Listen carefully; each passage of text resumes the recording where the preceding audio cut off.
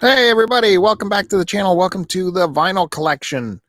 Looking through the record shelves is what we're doing. It's a live broadcast we do. It seems like we're doing it every week now. It's a great show. We got some people on who love records, like to talk about records, and it's a live show. It's a live chat. You can come in the chat. You can say hi. You can even, if you look in the chat at the top, there's a link to get in this show. You can even get in the show and say hi, and you can call in that way. We'll drop you in, say hello, and kick you out. No big deal. So it's fun stuff. Hit the subscribe button if I haven't said it yet. We need that. Hit the subscribe button. Big plans ahead for this channel. Big plans, let me tell you. Hit the subscribe button. So what we do here, we just started with me going through my record shelves, trying to remember what I had, looking through all of the records, seeing what's inside, opening them up. And then some friends wanted to take part and show what they had. And of course, I was open for that, and they have fantastic stuff, amazing records to be had. So stay tuned, strap in. You got 2 hours of vinyl bliss ahead of you. All kinds of stuff you're going to see, all genres, from the very, very scary to the very, very light and fluffy. You'll see it all here. I hope this camera is not offending you guys too much. I know it's the lighting. It's very, I have no color. It's the camera. It's not me. Believe me. I have color. Believe me. I have lots of color. Nonetheless, I digress. Let's start this show off. Let's bring in the vinyl pundits and see what they've been up to. And we start we start with the internet celebrity that everyone loves, but none other than Big Bandy, Matt Bandy himself. Let me bring him into the stream here. There he is. Oh, what's up with your camera, Bill? God, it looks terrible. I know. What can we do? I'm just kidding. You look great. You always look great. How you doing? I want your camera, man. What is that? I was just on an iPad. Oh, I don't want your camera then. Yeah, I know. Apple free zone. How you doing today? Good? Doing good. Yeah, I just got home from work like maybe 10 minutes ago. So right into work, right into this. But wow. Yeah. No breaks. Just no breaks. Are you going to eat during the show or anything like that? I had a lunch break at work today for the first time in months. So good. Excellent. Yeah. All right. It's good to see you. You look good. Yeah. Thank you.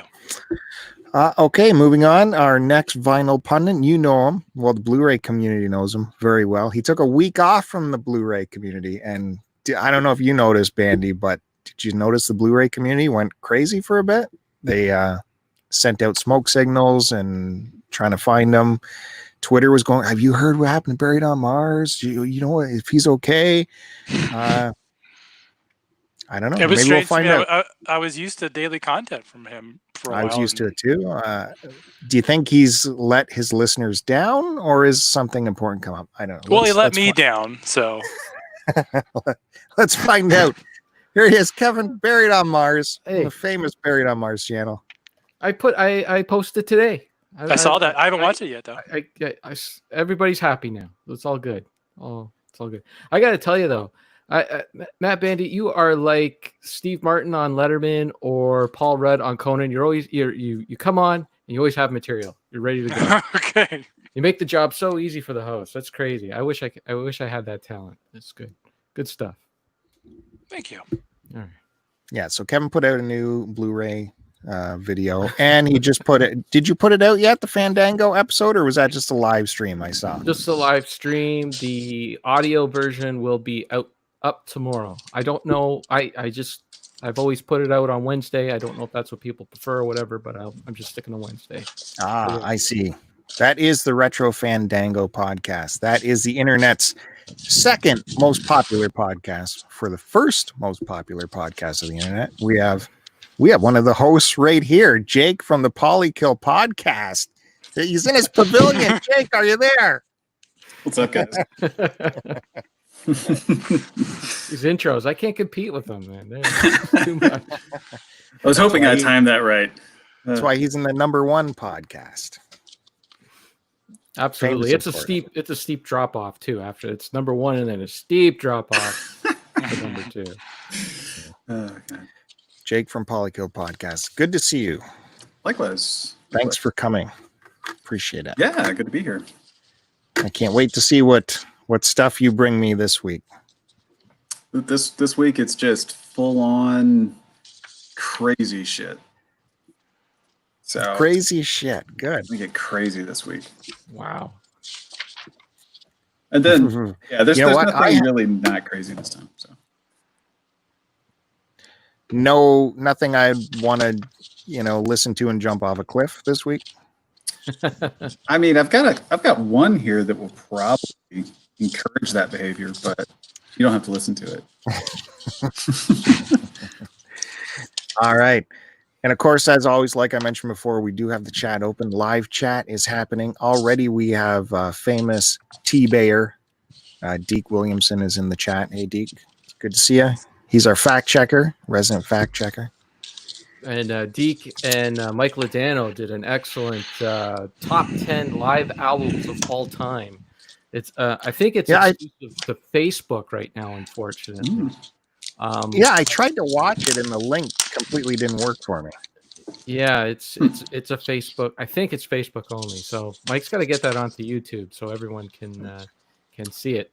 But if you go to Mike's blog, MikeLadano.com, it's one of the more recent posts that he had on there. But that was an excellent. Well, the half that I've only got through half. I need to watch the last half, but the first half was great. Sarah and I actually watched it together. But then we had to stop it because I had a podcast to do. Oh, I thought you had said I had to stop it for romance reasons. No, we don't stop anything for romance reasons. It's on YouTube via LeBrain. 90 minutes of bullshit. Is it? Okay. Well, if it is, I will look for that tomorrow. Then you know what? I will post a link to it if I can find it. Oh, so I am subscribed to LeBrain, so let me see. That is super handy. So I don't know if you guys saw my social interaction earlier today, but I do have new pickups for today's chat. I don't know if should they go like, I've been following the alphabet as you are aware, and I've always promised at the end of the alphabet we go to the news section where all the newer stuff is, or should I just pepper this new shit in today? What do you guys think? It's not much. It's like 5 albums. I'd say pepper it in. All right. Give us that new hotness. I will start off by showing you, I like to show you something vinyl adjacent to start the show. And this is something I picked up just today. I'm very excited to bring you guys. Which button do I pick here? There you go. This one. I got a Blu-ray. This will appear on my next Blu-ray unboxing. Oh, I have that. For the Blu-ray community. Alice Cooper, live at Montreux. I think, what's it? 2005. Ooh. Tons of tracks on there. Ooh, this camera, man. I don't know. Should I switch back? Is this camera garbage? It's perfect. It's fine, though. It's good. It's fine. It's fine. Okay. Here we go. Let's look inside. You got there's the disc here, and you got some paperwork. So, Kevin, have you listened to this? I have not yet. No, it was on sale, and it was Alice Cooper, so I grabbed it, but I have not given it a spin yet. But what year is that from? I think it's a more recent show. I think 2005. Yeah. Recent-ish. I love getting my artists on DVD or Blu-ray because you get that fantastic surround sound mix. Yeah, which is nice. Uncompressed too. So, hello to Derek in the chat, by the way. Derek for Two Dorks. Oh, okay. He called in last week. So a little sidetrack for you guys, since we are talking about Blu-rays. I have been. I have the Xbox One S in my basement, which is attached to a projector and the surround sound and all that. So when I want to watch something good with surround sound, I go to the basement. Now, when I did get the Xbox One, I pulled out my dedicated Blu-ray player because the Xbox One plays Blu-rays. And I don't know, was that a mistake, or should I put the dedicated Blu-ray player back in? Now, I did I was watching the Lord of the Rings movies with my littlest kid. She's loving it, by the way. And I love the sound in the Lord of the Rings movies, especially the DTS mix of it. And the first movie I played back, and my receiver could not pull DTS. It was just normal, Dolby or whatever. So I looked it up, and it seemed that the Xbox was decoding the DTS and then sending its own, stream to the amp. Whatever. I wanted the real DTS. So the next movie, I figured out that you have to switch the output to bitstream. Mm-hmm. And then that will give you pure DTS to the receiver. However, now there seems to be some lip sync or lag issues. Is this just me, or is this a common thing? Okay. Common thing. And not only that, it with different formats, audio formats. So not every disc has the same format, right? Some have Dolby Atmos, some have DTS, some is just old Dolby 5.1. So I was constantly adjusting depending on what audio track. Thankfully, my receiver would let me adjust the lip sync on the fly within milliseconds. I can't do that. So that was the saving grace. But to avoid doing that, the Blu-ray player that I bought, you can see an unboxing of it on buriedonmars.com. Go over there and check it out. The Blu-ray player that I have has two HDMI outputs, one that is just for video and the other that is just for audio. And part of the reason for that is that a lot of the modern, like Dolby Atmos, the modern audio tracks can only be sent through HDMI. It doesn't work through optical audio, or I think coax can handle it as well. So you have a coax out and in on your receiver. That might be able to handle it as well. But basically what's happening when you're daisy chaining it through the receiver, so you got your Blu-ray player, your receiver, and the TV, the audio goes to the receiver decodes it, and then it has to send the video signal up to the TV, and the TVs get the signal and it has to decode it, and then that's how you hear and see at the same time. But the receiver doesn't do it in sync, right? Like it just, whenever it gets the audio and gets the information and pumps it out, that's when it pumps it out. And same with the TV. So because every track is different and you're constantly having to adjust it. Now what the two outputs do is that it syncs it up better. So the receiver grabs the audio and the TV gets the video all at the same time, and they decode it. And so far, I've used several different audio, DVDs with different, or Blu-rays with different audio tracks on it, and everything's been in sync. So there you go. So I don't know if that Blu-ray player would help or not. You can also try going through your TV and then going from the TV to or you got a projector, right? So I don't know. Yeah, that changes everything.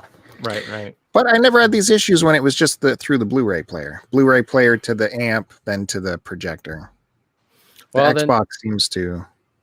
Then that's your answer. And maybe it's the Xbox. Maybe it's out of sync. But then if that's the case, if it's the Xbox, then perhaps you would only need to adjust the lip sync once. Does your receiver allow you to do that? No. Oh. Well, I got no answer for you. Okay. Anyways. I put that link to that YouTube video with Deke and LeBrain in our private chat. So if you could put it into the live chat for everyone else, that'd be super fantastic. Okay, I can do that. You can't. You have no access to the. I would have to go onto our. I don't want it to take up the bandwidth. All right. Our stream. That link is now in our chat, so people can tune away from this show and check that out. Put it in your watch later list. Put it in your watch later list. Okay, so there we go. Thanks for that bit of advice, Kevin. I was frustrated with this whole Xbox thing, but yeah, I think I will throw the old Blu-ray back in and go from there. Honestly, that was another reason why I went back to just having a dedicated Blu-ray player. It's wear and tear on the Xbox for one, which I don't know how much you care about that, but mine is like it's limited edition Gears of War one, so I kind of want to preserve that. And the lip sync thing was just driving me nuts, constantly having to adjust it. Mm-hmm. All right. Well, there we go. Another show where we're in 15 minutes and no records have been shown yet. So again, I will call on my buddy Matt Bandy to fix that problem and show us some records. Bandy's 7 inches. Yep. So I'm sorry to disappoint you. Yep. I'm not going to start off with a record. I'm following in your footsteps and doing something vinyl adjacent again, which I've been doing the last couple of times. Last time you showed off one of your slip mats. So today I'm going to show off an older slip mat of mine, which if any of you guys would like to own this or like to have this, I will gladly send it to you because I'm not using it anymore. This was taken out of a box set from my local record store maybe a year or 2 years ago when this came out. But it was the David Bowie. It was a gigantic David Bowie box set that came out, and I believe it had remastered versions of all of his records up to a certain point. But there was a few different slip mats in it. And they were broken up by different time periods. This one is for the 74 to 76. So yeah, I used this for just a short period of time before I got the slip mat that I'm using now, which is a cork slip mat. But yeah, so I thought I'd show this fancy guy off here. Neat. Yeah. Very cool. So yeah, if any of you guys would like this, I'm not using it anymore, and you want it, you can have it. Sweet. What happened to the rest of the box set? Oh, they sold it. They broke it up and sold it. They didn't sell it as an individual box set because it was, I think, a couple $100, and I think they thought they would do better by just piecing it out because it was just the individual records in there, and then a few slip mats from different eras of Bowie. Well, if it was a hunky-dory slip mat, I'd be all over that shit. That's for sure. Yeah, that's kind of the androgynous period of Bowie there. Is that all you're going to take for this turn? A little slip mat that's action? All That's right. I'm bringing it over to Jake the Barbarian. Hey, what's up? Okay, so I'll do a new arrival as well, and that is Wretched of the Earth, Collapse Rebirth. I just got this earlier this week, maybe Monday, because that's the only other day this week has been. Actually, I got it Friday. Anyway, this is a record that a friend told me about on Facebook. I'm in a music group on Facebook, and we talk a lot about metal, hardcore, punk, things like that. And he showed me this, and it actually came out in 2018, but I'd missed it, as it's so easy to do. But this is some good old-fashioned Portland hardcore D-beat, politically angry music based on the perspective of anti-colonialistic sentiments from a Native American perspective. And it's in great shape. I paid $12 for this. The money went straight to the band because I got it from Bandcamp, as I always try to do. But this is just one of the coolest records I've heard in a while. Had I heard it in 2018, I probably would have bought it immediately, but I didn't. But so as soon as I heard it, I waited till Bandcamp was waiving their cut and ordered this and talked to the guy in the band for a little bit. Super cool guy. Got a lyric sheet there.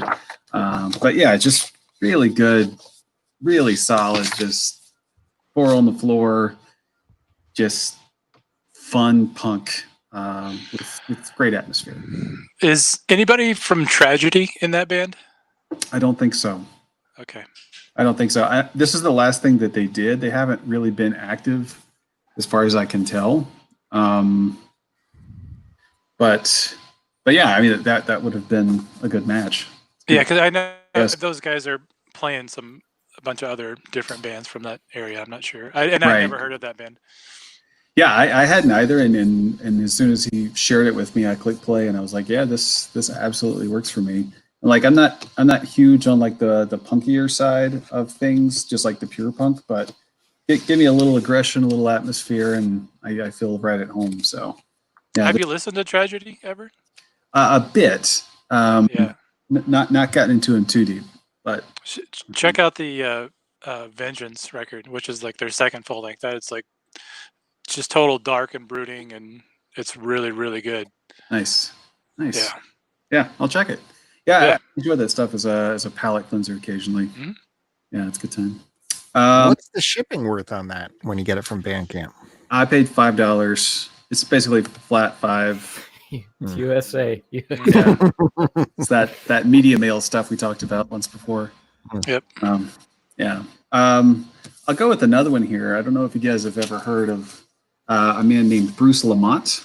He's in a band called Yakuza. He does some solo stuff. He's got a bunch of different bands or projects, and this is one of his weirder ones. Actually, it's a cool looking cover. Yeah, it's called the band is Brain Tentacles. If you nice. So we have a nice kraken or a large cephalopod with the brain as a head attacking your ship. Back really, so a little bit of a Sabbathy sort of styling there. Looks like the black hole font. Yeah. Yes. Underwater. Very much so. Yeah. Poseidon. There you go. But what this is so imagine death metal, except they don't use guitars at all. They just use saxophones. Oh God. So yeah, there's drums, percussion, saxophone, synth, and bass on this. Nice. It's I shared it with a friend from the UK, and he said it was as mad as a bag of spiders, which I'd never heard that expression before, but I fell in love with it immediately. Carpet does match the drapes on the vinyl. Very nice. Sweet. But yeah, this is a really interesting listen. It's very like rhythmic and at times a bit tribal. Now, when I say death metal, it's not as aggressive as death metal, just because you don't get that, distortion, that overdrive from the guitars that you normally would expect. But it's very percussive and one of the most weird and unique things that you'll hear. Bruce Lamont is a character that I think, if any of you guys like Tom Waits at all, you might enjoy some of his solo stuff. Does his have a voice like Tom Waits? He's got an approach like Tom Waits. It's not quite as gravelly, at least not all the time. Mm-hmm. He did a record a couple years ago called Broken Limbs Excite No Pity. And it was very much like a Nick Cave meets Tom Waits kind of vibe, with very folky, but also kind of like got that sort of homespun, threadbare stuff rattling around in the production kind of vibe, which I'm into from time to time. But talented dude, that tons of different bands, and Brain Tentacles is one of the weirder ones. You said there's no guitars. It's just no guitars. That's wild. Yeah. Interesting. Very curious. The saxophones do solos as well, or is it just? They do, but not. They're always present, so it's the approach is different, because usually they're back just kind of playing like a riff, a sax riff, and then occasionally they'll step in the spotlight and do some kind of solo, but it's very erratic, almost like, I don't know if you're listening to like free jazz or something like that, where they're just kind of all over the place. Kind of the general feeling here, almost feels like a jam at times. But with is there effect on the saxophones? No, it's pretty dry, actually. Yeah, clean signal. Most of it, I remember anyway. I listened to it like a month ago, so I don't have a super clear recollection. Yeah, God, I'm curious what that's like. Store. It's weird. It's weird. All right, well, from your weird record to another weird guy, Kevin, what do you got for us there? Nice segue. Any what? Any good themes today? Oh, I'm still in the AC/DC, man. We haven't explored it all. We still got a little bit more to go. So you guys might want to sit back and relax because I'm about to go full Bandy Ooh. on this next one. So in the mid 90s, as MTV was shrinking away from actually playing music videos, there was another channel in the United States that was kind of filling the gap called VH1. VH1 kind of like a mystery to me, because I only know of it, and I saw a little bit of it when I was on my honeymoon in the States, and we discovered a show called Behind the Music, I think it was called. And Sarah and I ended up watching a lot of VH1 on our honeymoon. But I guess in the mid 90s, they did this thing where they would have episode or this show. I don't know what the show was, but they would feature a band, and fans would write in or vote online or something, and to get and have the band play 3 songs that the fans chose.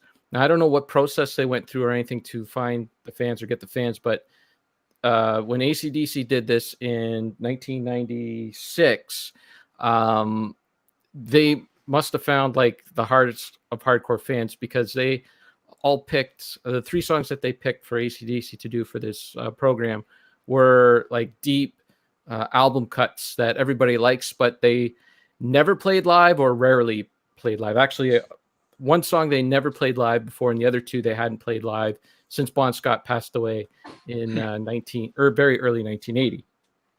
So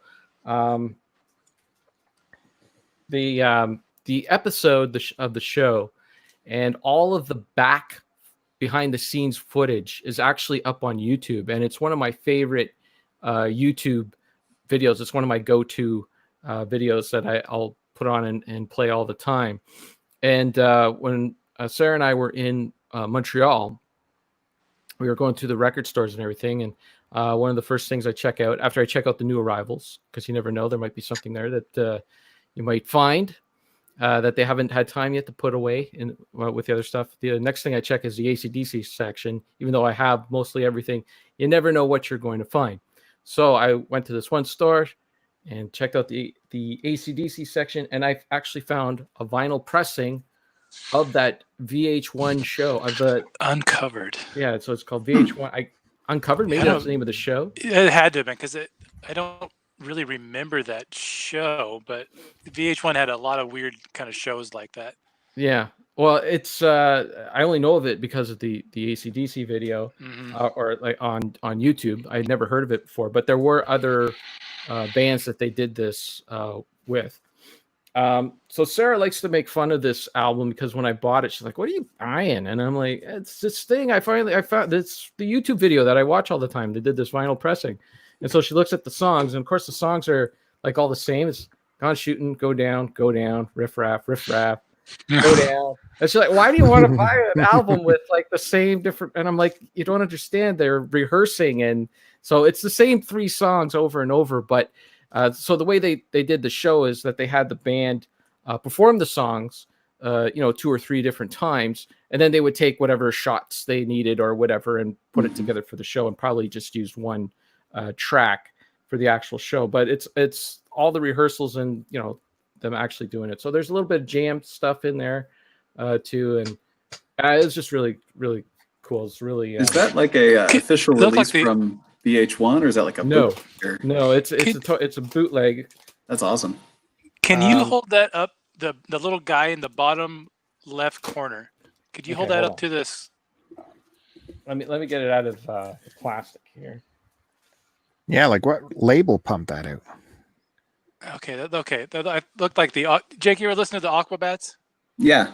Okay, that looks like I can see that. I was like, wait, what? Okay. Interesting. It does have a code there though, so a lot of bootlegs don't actually have that. So I'm not sure how much of an official release it is.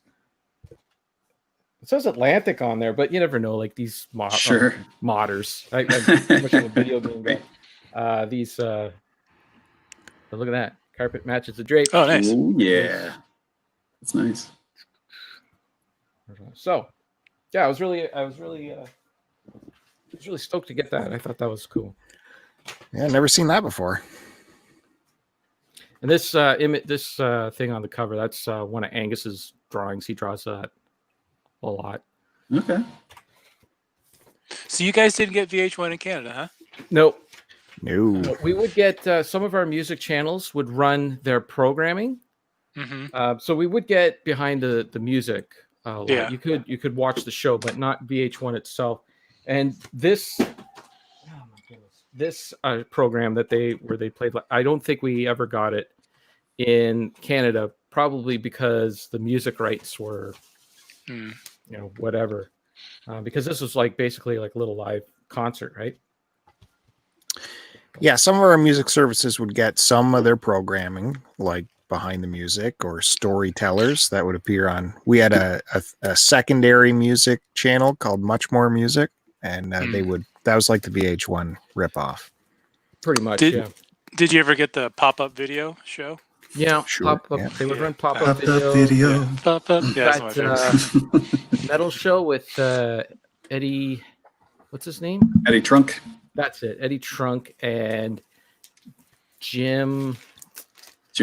Brewer. No, it's not Jim Brewer. No, it's not Jim Brewer. He's a comedian. Yeah, he went out comedian.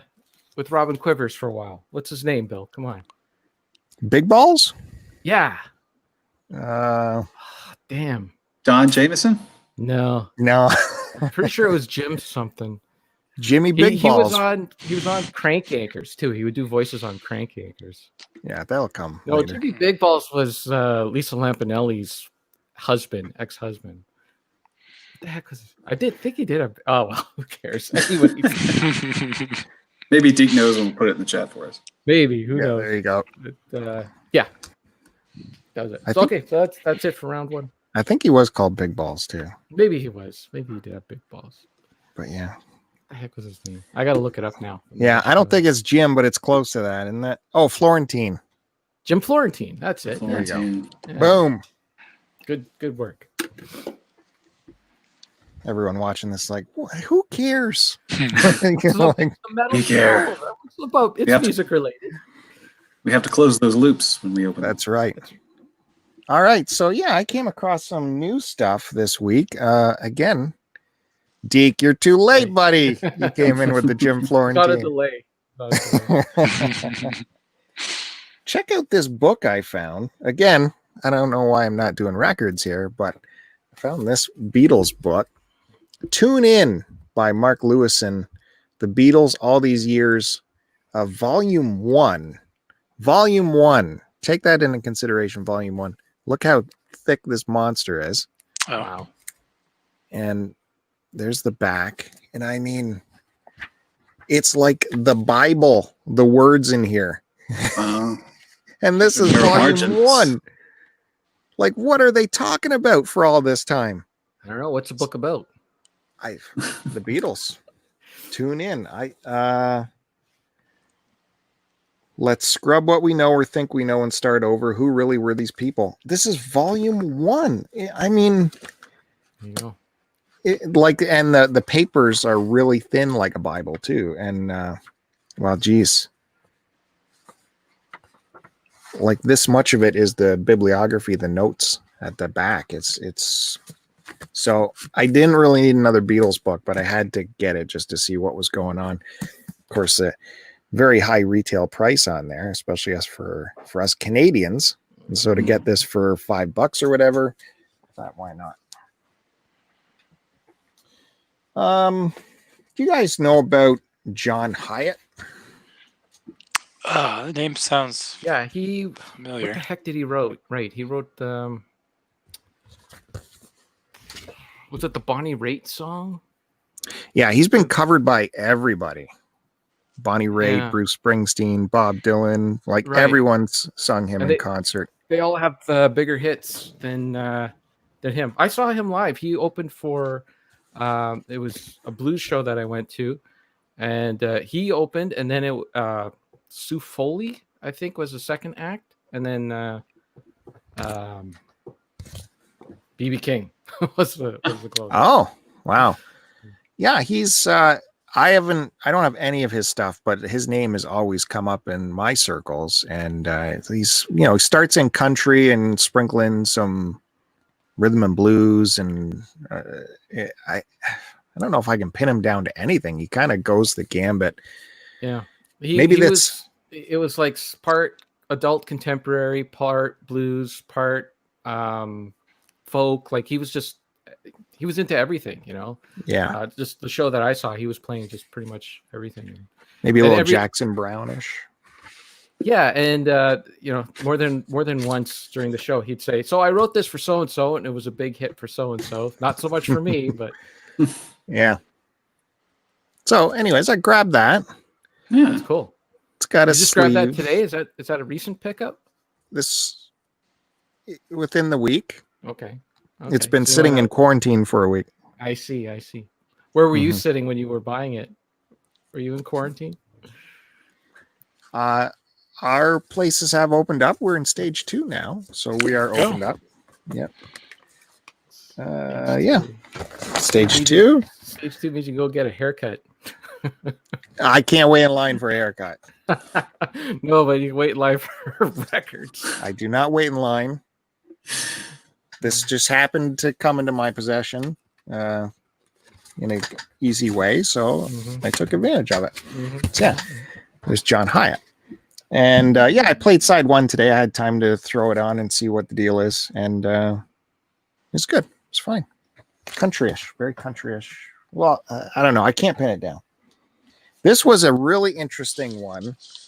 I was very interested to get this and see what it's all about.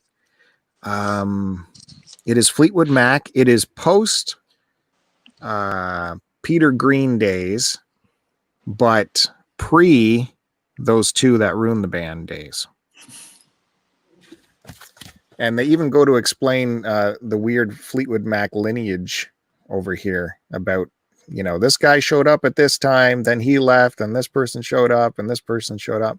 So it has this bunch of folks in it. I don't know how long the band lasted in this situation, but I didn't know they employed a penguin. That's kind of crazy. I am curious to make that comment. I'm curious to hear how this sounds. Like I said, early Fleetwood Mac is awesome. The Peter Green stuff, they got an album called Blues Album, which is amazing. And just look at the back here. Did you know, Kevin, that Mick Fleetwood was a member of the Blues Breakers? Yeah. Fleetwood Mac was they were like a rhythm section that was almost studio session musicians. Like they were like the two guys that you wanted if you were recording a blues album, right? That's what they were known for until they started. Then they were like, hey, we should do our own band.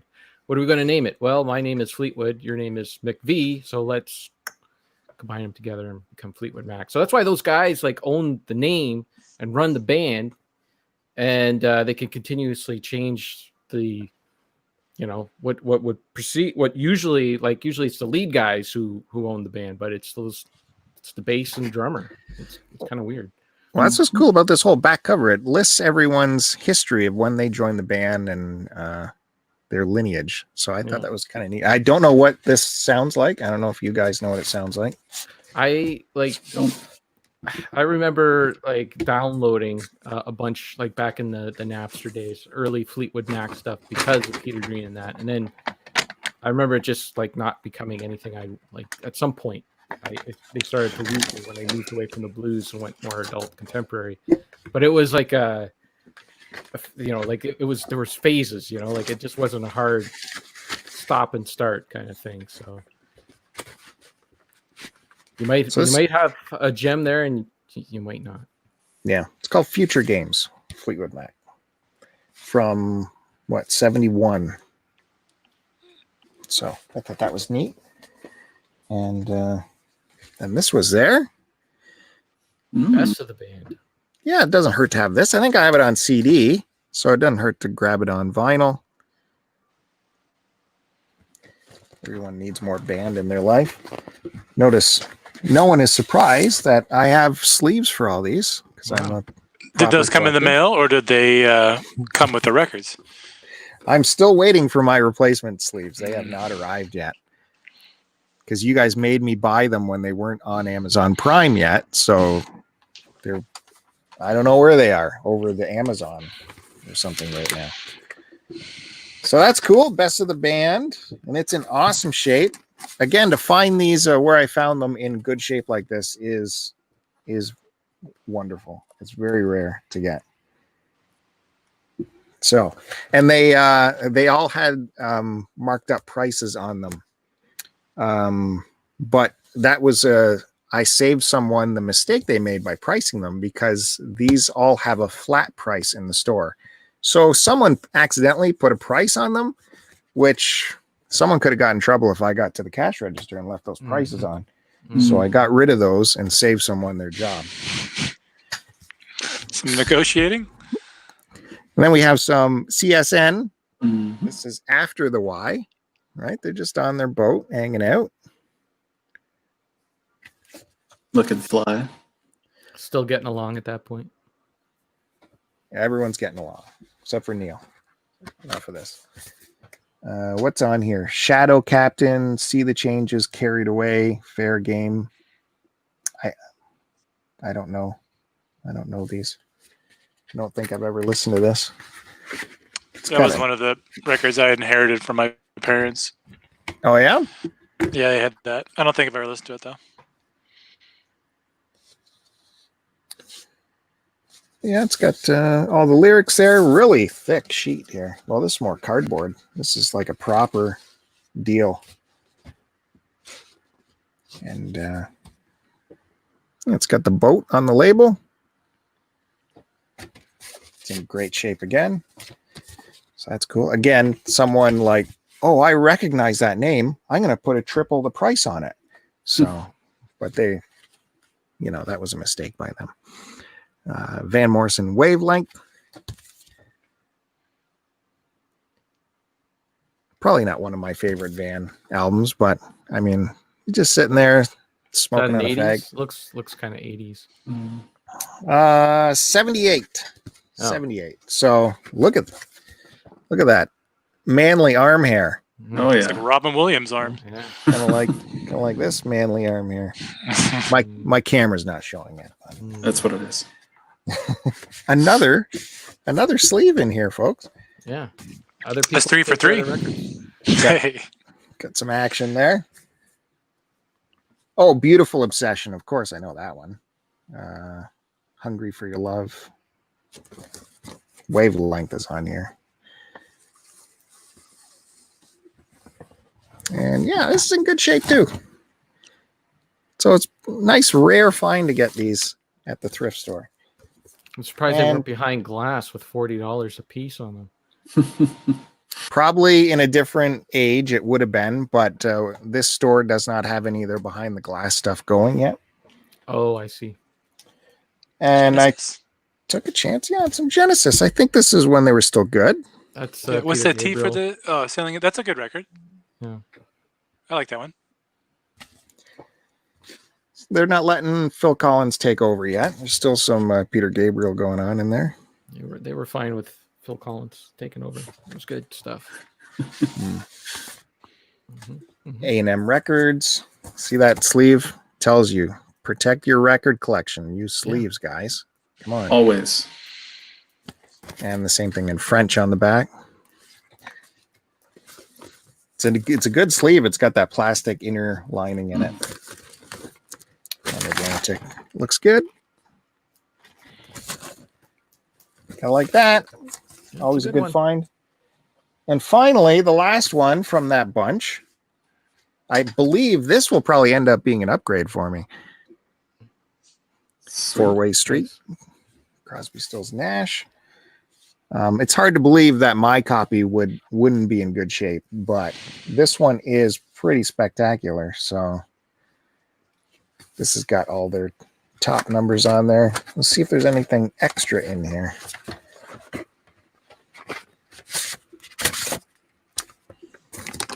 Paper sleeve. Like that. That looks really good, guys. Whew. That's a good one. Let's see if there's anything. Nothing else in here. Kevin, was there ever a poster in here? You know, I don't know. nothing else. Another sleeve. My reissue didn't come with one. So.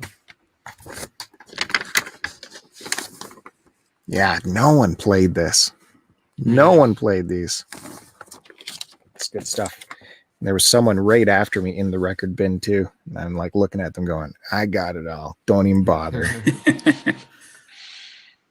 Yeah, they're probably looking for Klaus Ulick. So there it is. That's my new records, guys. I'm happy to show that to you. Very, very fun having new stuff to show. Nice. All right. So Big Bandy, explain to us the 7 inches thing. Okay, well, I'm going on a theme today where I'm showing only 7-inch records. And notice I didn't say 45s because 45 is in reference to a speed. And 7-inch is in relation to the size of the record. So a lot of these records that I'm showing, some of them will play at 45 speed, but most of them play at 33 1/3 because they have at least 3 songs per side. Most of the stuff I'm showing today is hardcore punk stuff, and a lot of those bands, usually the first release would be a 7-inch. They'd usually have a few songs, they'd press it that way. So these are all 7 inches that I'm showing today. Really? Yeah. So first one I'm going to show here is by a band from Boston, one of the many excellent hardcore punk bands to come out of Boston, and the name of this band is The Rival Mob. And Jake, you might be familiar with their singer, Brennan Radigan, who sings for Magic Circle.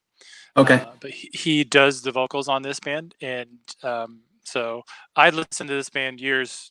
This probably came out in the early 2000s. Okay. Which I know I've seen that cover somewhere.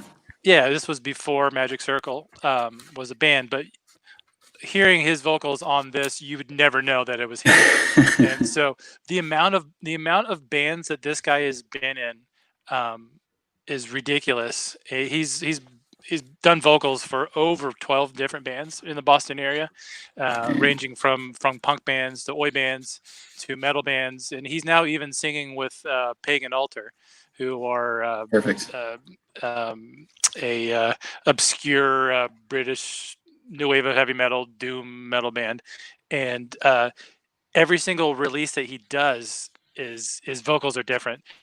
But this was their second release, I believe, after they had they came out the full length first. But the name of this record is called Hardcore for Hardcore. Has 6 songs on it here. Nice. And I think this actually was their last record that they put out. I don't believe that they're nice. still an active band. You got a little split vinyl here. Rival Mob are kind of more of a thrashier, not like thrash metal, but like thrashier punk hardcore band. And you got a picture of my boy Bill Paxton here. From anybody know what movie that is? That's tough. I don't know. I don't know either. That's why I'm asking you guys. It's a horror movie. I think it was a John Carpenter movie. I don't remember the name of it though. But yeah, that's cool. So what speed is that one? This is 33 1/3. That's right. Yeah. Which most punk rock 7 inches or hardcore 7 inches don't have the big 45 cutout. That's kind of unusual for a hardcore punk release. Okay, and this record is by a Canadian band called Career Suicide. This was I don't know if they recorded this or they wrote this during the SARS epidemic in Canada. You guys remember what year that was? 2003. Oh, geez. 2003. That sounds about right. When this came out, because these were recorded in 2003, 2002. This has it's like four tracks on it. First song is called Quarantined, and that's kind of about their about the situation that they were in at that point. This is a good, really good record. This Career Suicide play more like really fast, kind of snotty punk along the lines of like Gangrene, if you know who that band is. But whoops, it comes. It's just like a little mailer for different releases coming up from this record label, which was, I believe, was this Deranged Records? No. Yeah, this was out on Deranged Records, but yeah. So this is usually kind of what like a punk rock or hardcore 7-inch will look like, just a normal hole punch in it. But yeah, Career Suicide. Very cool.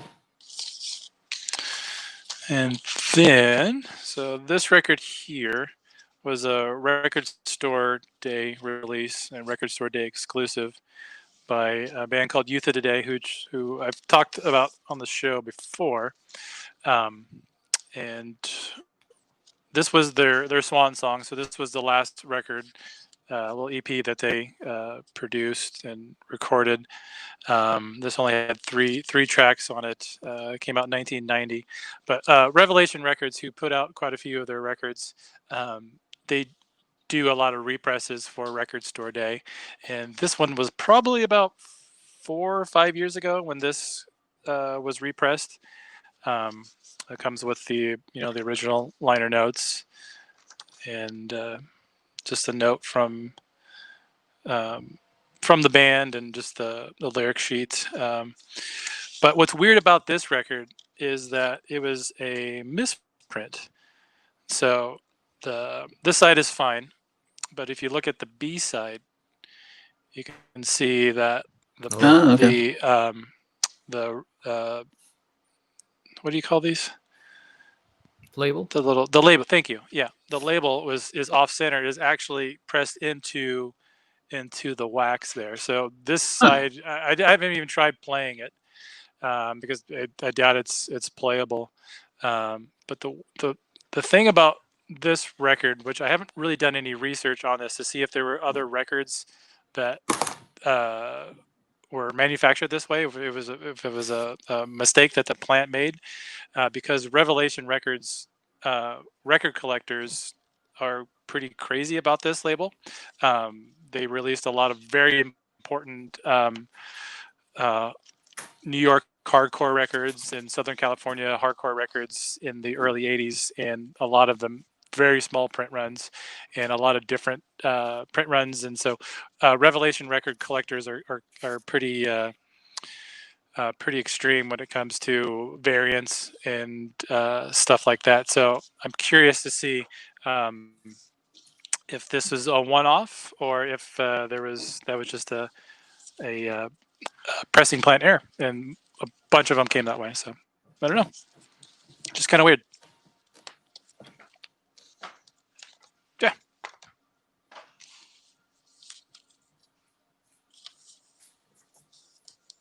Did we lose Bill? I don't know. No one's answering me. I think we may have lost Bill. The volume, the mute button seems to be malfunctioning on my mic. That's all. Sorry about that. I was going to say, how does that get out of the plant? Like, I don't know. Like, I thought they just put the label. There's like a spindle there to hold the label, isn't it? When they put it on the puck, and then it presses it down. I think so. I don't know how it would move that far. So somebody fucked up. So this might be a really, really expensive record. Who knows? Maybe $10,000. Maybe. Is that something you put out there on Discogs to see if it's any other instances of it? Is Discogs the way to go? Probably. Or Revelation used to have a really active messenger board and trading board through their website. I'm not sure if it's still active or not, but like a records, like a swap and trades and stuff. Can I tell you the story of how I heard of the band Gangrene? Sure. So I got in 2006. I got laid off from a job, and this is when Facebook was still fairly new, and we started a Facebook group with all of us who got laid off, and we would chat in there about our experiences and stuff, and what our buyouts were, and all that stuff, because everyone had like different deals going on. And there was one a woman that we worked with who was always sick. Like she was always on leave constantly. And she I don't know how, like it's somehow in the conversation or whatever, she was talking about all of her ailments and that how she got screwed over by this company because she had taken so much time off, and they owed her actually a lot more money. And one of the things she said that she had, one of the reasons why that she was sick, was that she had gangrene, but she spelt it GANG space GREEN. And I'm looking at it and I'm like, that, I don't know, like I'm not a medical guy, but I don't think that's how you spell gangrene. So I looked up what, like, gangrene, what is that? And I found the band Gangrene. I'm like, oh, it's a punk band. It's not a thing. Anyways, she was there is a kid, because if you had gangrene, I think you would know how to spell it. Yeah. Right. All right, sorry, Bandy. What were we going to say? That's okay. No, I say it's probably better you saw pictures of the band other than what gangrene actually looks like. Yeah. Yes. Pretty gross. Welcome back, Bill. You missed my story. It was it had peaks and valleys, let me tell you. I heard layoffs, and then the computer went, nope, I'm out. You're going to have to play it back down later. Yeah, watch the show. Oh, good stuff covering for me dropping out. No problem. What the hell would you have talked about when you got laid off? God damn. Gangrene. You're gonna have to find Gangrene. it. That ties into it somehow. Mhm. Wow. Okay, so sorry about that, guys. Don't know what's going on. I did yell at my kids, so we'll see if that helps things. Doubt it. Probably made you feel better. That's good. Well. Okay, so we did Bandy, right? You're good? Okay, Yeah, I'm good. Moving on to Jake. What do you got for us, Jake?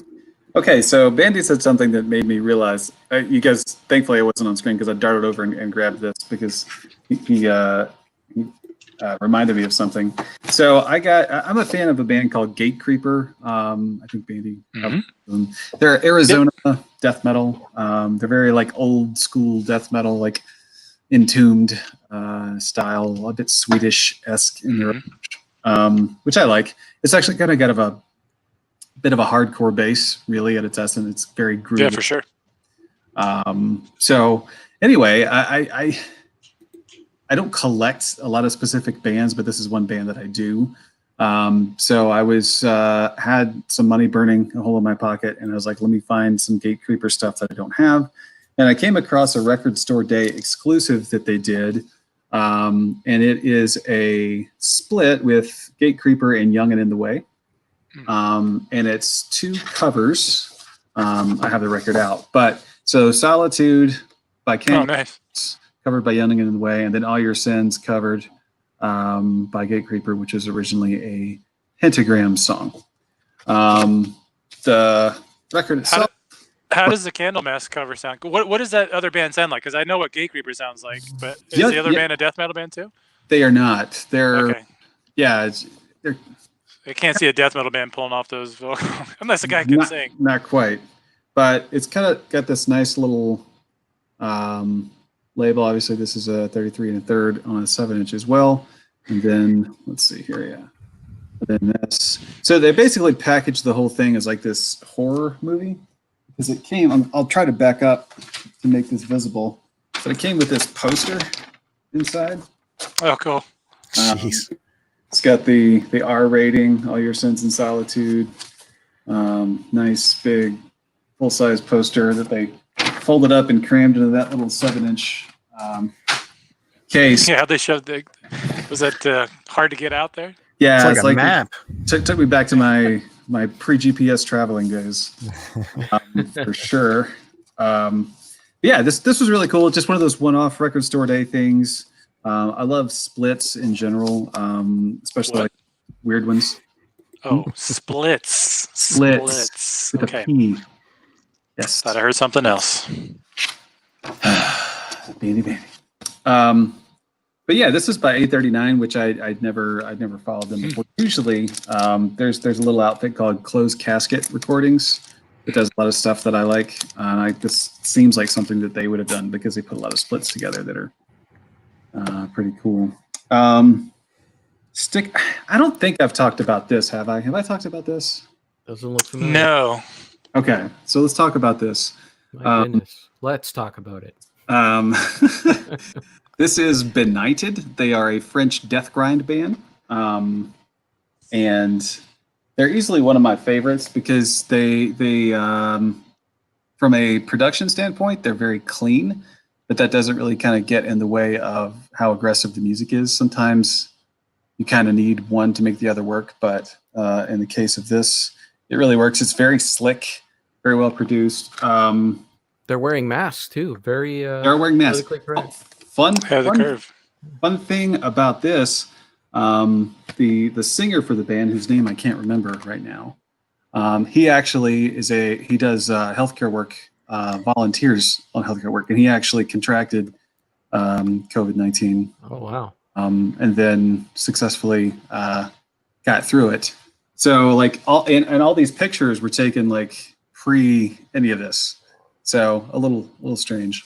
But the concept behind this record is one of the darker things. I won't go into it all, but like we'll say that this represents a young boy, and then this represents the demon behind represents the mom. So there's some weird stuff going on in the story. Oh.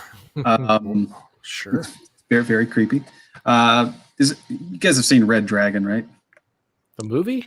The movie. Yeah. So read the book. Basically, it's Francis Dollarhide's story with some wrinkles to it. That's the concept behind the album. Okay. It's not lifted directly from that, but very inspired. But anyway, this is a really fun record, at least for me. It's just very energetic. Lots of blast beats, lots of double bass. It's on a nice, clear, pressing. Ooh, I like clear. Which I'm a big fan of. And fun enough, they do a Slipknot cover as a back. What? And it really, really works. I'm not a Slipknot guy. I don't hate them, but like they made it work more than it should have, I guess is a way to put it. I'll do one more while I'm here. This is yes. I think some of you guys could be into. This is Sabaton. Now, they are a Swedish power metal band, but they're very different for power metal. Usually that scene is very in love with dragons and swords and sorcery and that sort of thing. Sabaton are a band that basically only records music about the history of warfare, military history. As you can tell, this one's called The Great War. So this is a record about the First World War. Has some just really nice artwork. So you get those skulls in the clouds there, some trenches. But Iron Maiden-ish? Honestly, yes and no. Like I think that's a good leaping off point. The vocals though are very different. Joachim is the singer, and he's got a much more a deeper voice, much richer, boomier, which I kind of like a little better actually. Just on a personal flavor. But these guys have done records about Second World War, First World War, random heroes throughout battles. They did one on Carolus Rex, the somewhat deranged king of Sweden. They've done all sorts of cool stuff. This has got a nice orange splatter. But I've seen these guys 3 times. And wow, I never would have pegged you as a Sabaton fan. That's great. Oh, big Sabaton fan. That's awesome. VIP pass and hung out with these guys. What? Got pictures. Nice. Talked to them. Yeah, big fan. And like, there's so much cheese to the music. Like it's overwrought, but I think what I like about them is that they just keep these stories alive and give them to people that just normally wouldn't hear about them. Songs about Audie Murphy or the Night Witches from Second World War, or the smoking snakes from Brazil. Like they just talk about all sorts of cool stuff in song, and that's one that I think that you non-metal, or at least non-modern-ish metal guys could get into. I think you can get for sure. Easy. Yeah. Show me that back cover again. That looked amazing. That looked like artwork I could put on my wall. Oh, it definitely is. So we got 5. Wow, it's got the plane. Inches. Yeah, body. I really like that. Yeah, this band, they tickle a certain itch that I get from time to time, and throw them on, and they're just so lyrically sound. Everything they do, they do their research, they do their homework, and I don't know. Just hats off to guys who are so dedicated to, like I said, keeping that stuff alive. It's really cool. Well, yeah. The last song on there was In Flanders Field. You said they were Swedish. Swedish. Yeah, Swedish. Mm-hmm. Is that do you guys know what that is? Flanders Field? Is that an American? That's a Brit. Right? No, it's Canadian, and it's really big here because it was written by a Canadian, and we just every November 11th, it's like a big part of our like the poem and everything. So is it the poem In Flanders Fields, or? No, it is not. I mean, it's obviously inspired by that, but it is a song based on that. Okay. And less direct thing, but yeah, they just go after stuff. They have songs about, like I said, Audie Murphy, and they don't really limit their scope on who they talk about. It's just if a great deed was done in battle, they want to write a song about it. It's kind of their vibe. It's just when I hear like metal and war, I think Iron Maiden and Aces High. Yeah. So. And Motorhead to an extent, they did some of that stuff. Oh yeah, they do too. But I always feel Motorhead's more rock and roll punkish. Definitely. Than metal, even though they do influence metal. Check these guys out. Like, yeah, I think Kevin, I think you'd like them. Yeah, I wrote them down. They're right here under John Hyatt and French Death Grind. I have to remember that. I need that reference in my life. Nice, but yeah, excellent. Sabaton, I don't know if you guys know, it's foot armor from the Middle Ages. It was like the plate of armor that went on your foot. That's what a Sabaton was. But it has a nice ring to it, so I guess it works. I don't think. Is that like because the Saboteur, where they would throw their footwear into the grunt I don't know. It's just a quote from Star Trek 6. It's I think they're sabots into the mills to destroy the mills, and hence the word sabotage. Boom. All my history comes from Star Trek 6. I don't know. It's a good source. Cool, man. So yeah, hey, if you guys are watching this, don't forget you can comment in the chat and play along with us. Of course, you could always join us by hitting the link in the chat, and you can jump in this show as a caller. It's always a good time. Right, Kevin? Yeah, well, yes, it is. Anytime you have a caller, it's a good time. We love it. We love it. Yes. Do you have a caller? Sadly, we do not yet. We do not. Looking forward to a caller. One day we'll get a caller. Anyways, we can move on. I was stretching, but no. We'll move on to Kevin. See what else he has from his AC/DC library. Okay. Well, what came up next for AC/DC was their studio production was there was years in between albums, so they had to put something there in between albums to make a buck, I guess. So in 1997 they came up with the Bonfire box set. This was their salute to Bon Scott, which I feel is very justified. There's some good stuff in here that every fan should have, and then there's some bizarre filler in here, because this was already an expensive set as it was. But you got this nice book in there. This is all CD, by the way. I wish it would come out in vinyl. That's the back of it. And then there's all photos in there. All Bon Scott stuff. Bonfire was Bon Scott's. He would joke like if he ever came out with a solo album. Look at that. There's something going on down there. Something going on. That's like an extra microphone in case the first one goes down. Definitely. That's a spare. He would say that would be his solo album title was Bonfire. So they took Talk about 7 inches.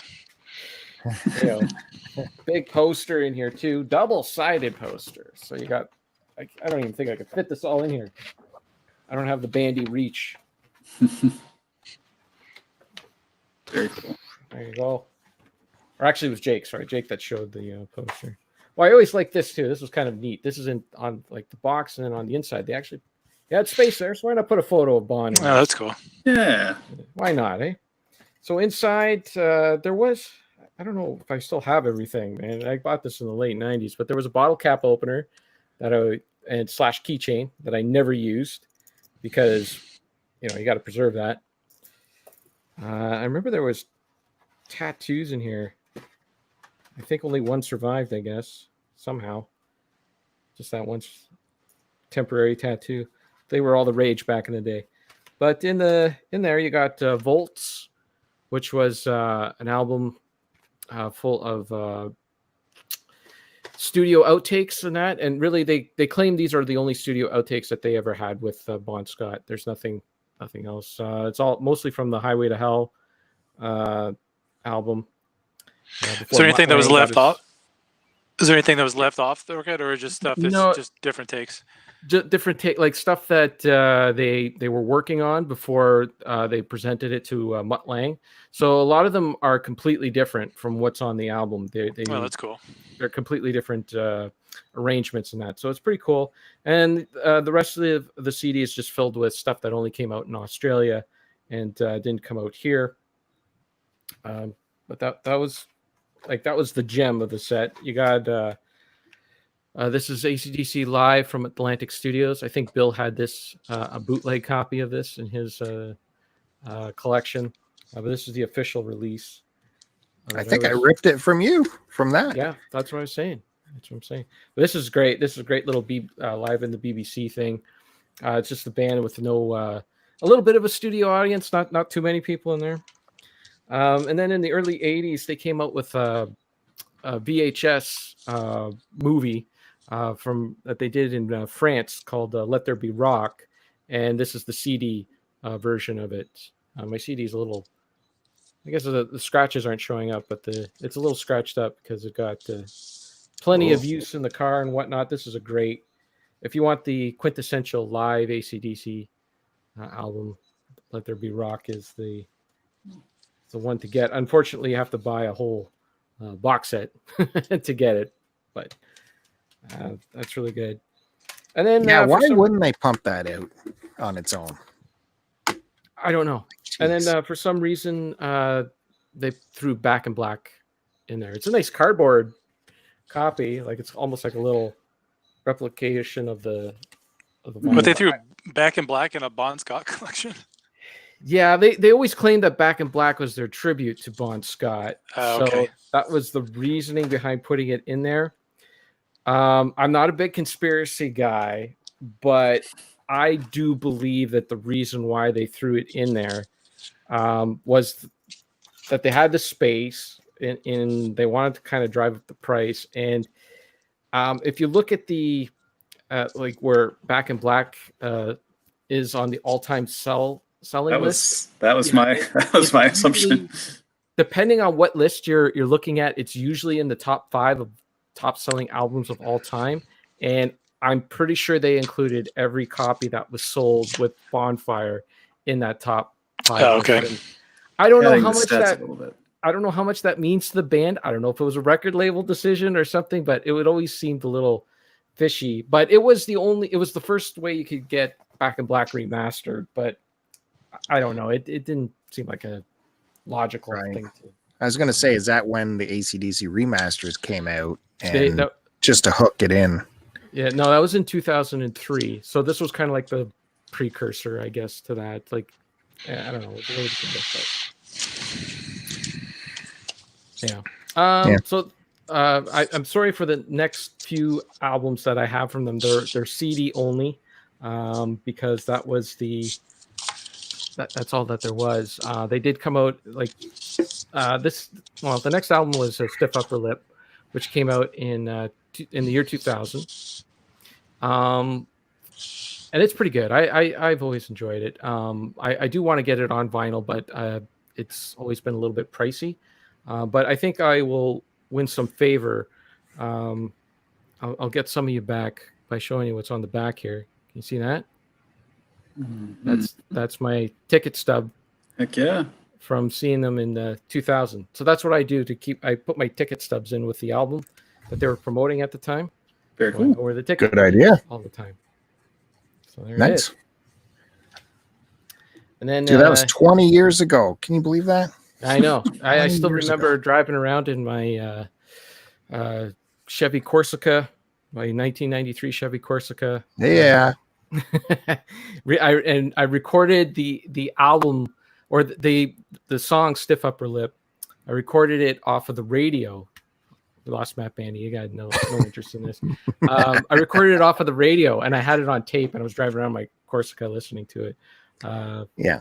Well, you guys don't know, but me, Kevin, and another of our buddies all drove Corsicas. Yeah, I had a red one. Bill had a blue one. And what was the other guys? Was it? I can't remember. Like black? or, Yeah, I think it might have been black. It was Corsican nice brothers. Corsica was very cheap and was a reliable car. Affordable, Yeah. not cheap. It was affordable. Yeah, except for the head gasket issues, they were fine. Yeah, and I had a lot of exhaust issues. I constantly had to replace the exhaust. But this album, before I forget, it picked up some speed. Like it was getting some traction with this one song. I was getting some radio play in that. It was like one of the last singles that they were promoting off of this album. And it actually, like, people were, because at the time, I mean, you couldn't hear AC/DC on the radio. It was like all grunge and everything had taken over. The song was finally taken over. And then 9/11 happened. And the song was called I Feel Safe in New York City. So it was not good timing for that single to start picking up traction. The next album, this I never picked this up on vinyl either, because when it came out, it was a Walmart exclusive, and it kind of pissed me off that it was a Walmart exclusive. I remember that this. is Black Ice. Yeah. I picked the blue cover. This came out in all different colors, which seemed kind of ridiculous to me. I do want to get this on vinyl, but it's always like $40 or $50 here. I'm trying to find it for $30 because it is a double. Because if there's one thing that I can complain about this album, it's a really good album, but it's there's 15 songs on it, which I've always felt was a little too long. 10 songs is the perfect AC/DC album. But again, I know it's only CD, but can you see what's in there? See that? Look at this. Oh, okay. Yeah. Got my ticket stub from cool. when I saw them. This one isn't as nice, though. I don't know. Actually, this one didn't even say AC/DC on it. This could be anything. Just your receipt. It did at one time. It's I don't know if you can see that. See if I can get the camera. See, You can tell that there's something used to be there. Yeah. Yeah, it says DC and the Air Canada Center, but it's all gone. Oh, Wow. man. That was a live unboxing right there. I haven't looked at this in forever. I just saw the ticket was in there. I'm like, oh, that's cool. I still have my ticket. Oh, well. So much for that, eh? So much. You don't even get tickets anymore now. It's all, I got emails for every time I've seen Sloan. Yeah.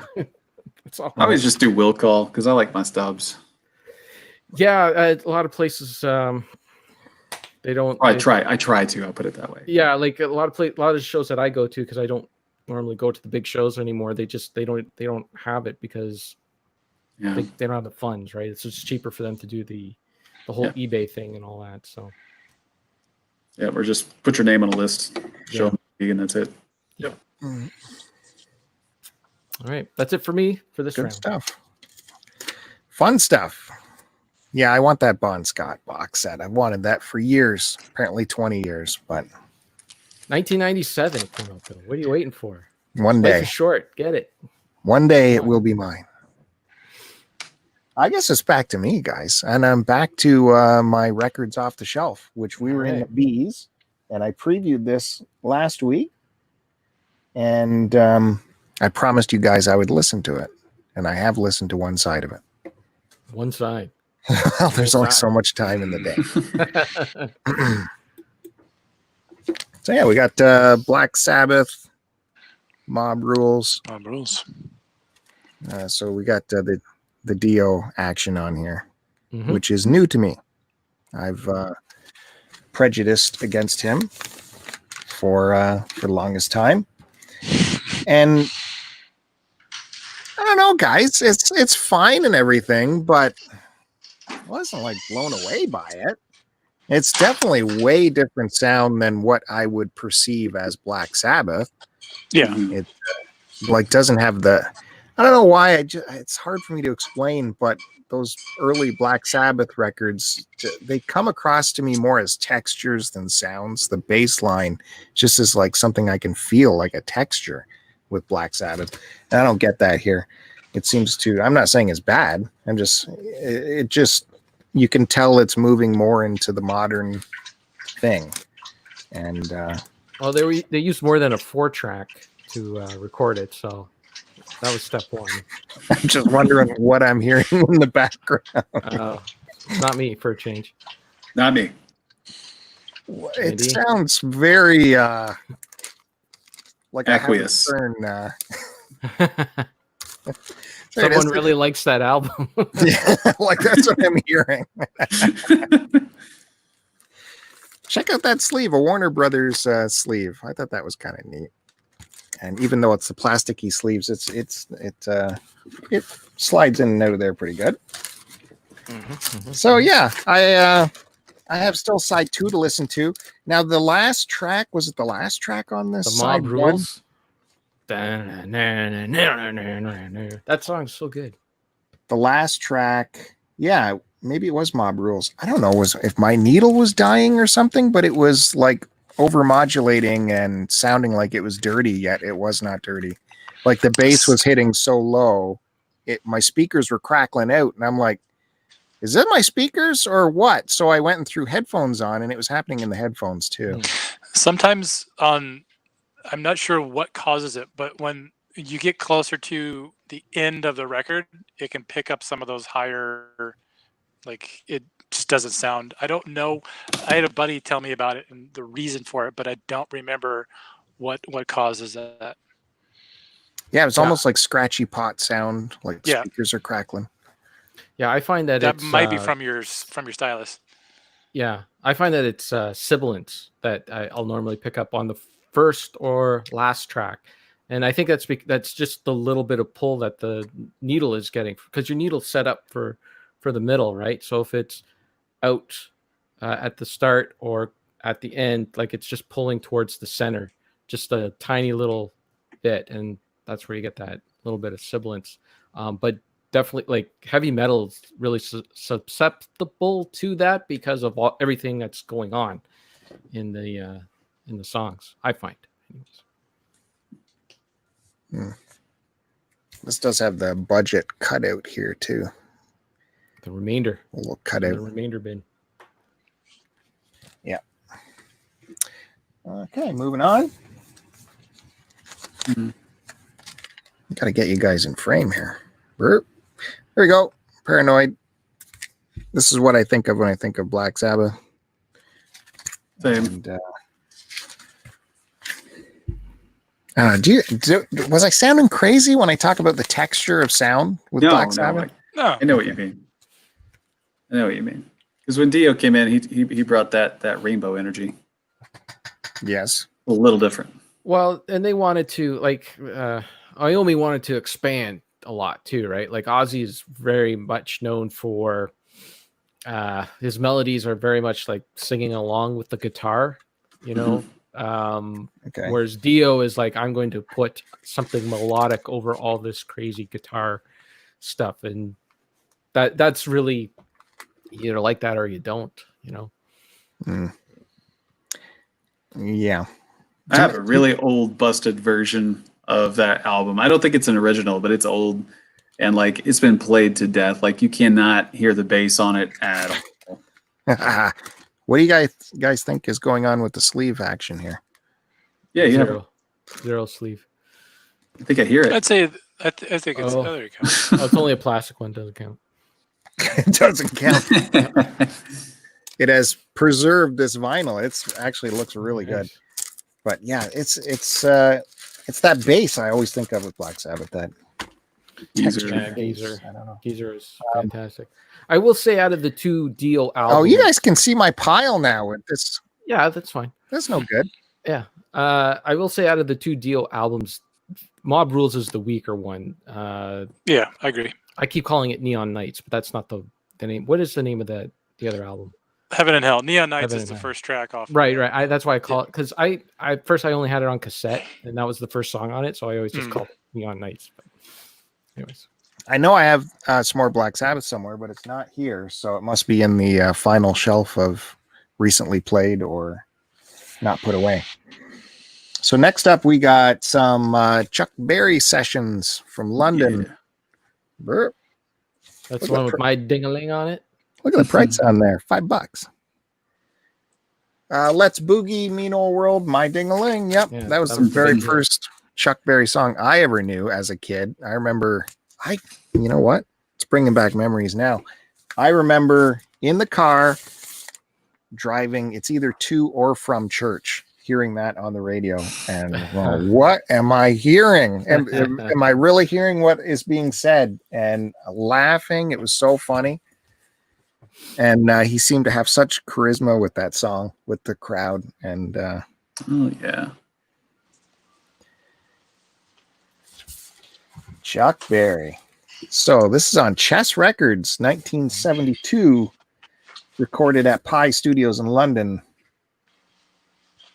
Now, you notice that song, My Ding-a-Ling, it's just Chuck Berry and the guitar. There's no band, because when he started playing that song, the band had no idea what the hell he was doing. Because Chuck Berry was notorious for just showing up at a gig, right, and saying, "Hey, the band just has to know my songs, and I'll just start playing." And that was the first time he had played that song, and the band didn't know what he was doing. So Chuck was just like, "Don't worry, I'll just do it just myself on the guitar," and it became like one of his biggest hits ever.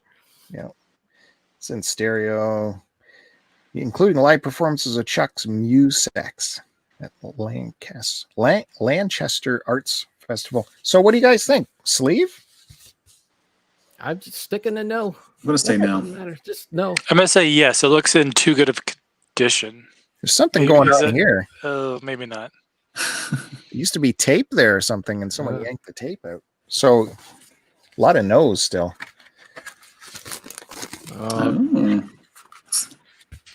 They're awful. You sure you didn't buy any?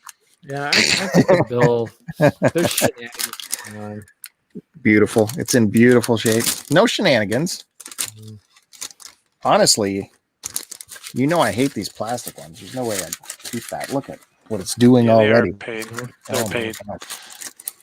Okay. Still in the bees. Check this out. Oh, wow. Picture disc. Yeah, what's going on here? How'd this get in here? I don't know. Beastie Boys? No, that's the Black Keys. Oh.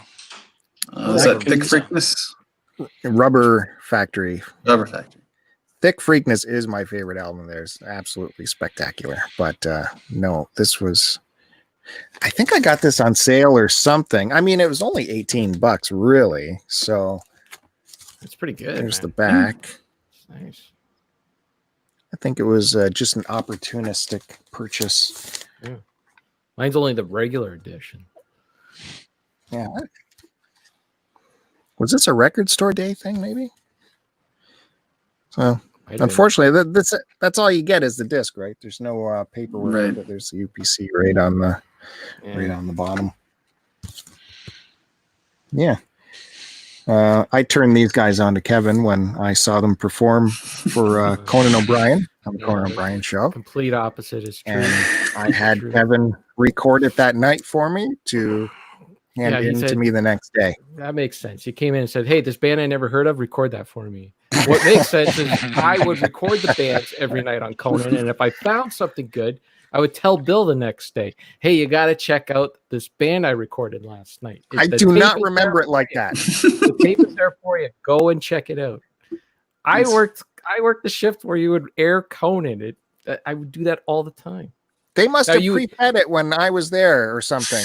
You would And I come would in see it. and you would tell me. So you're mixing it up. You come in and tell me if Old and In the Way was performing, and I'd be like, "What the hell is that?" You're like, "It's like the, or what was the other Grateful Dead band? They were on Conan."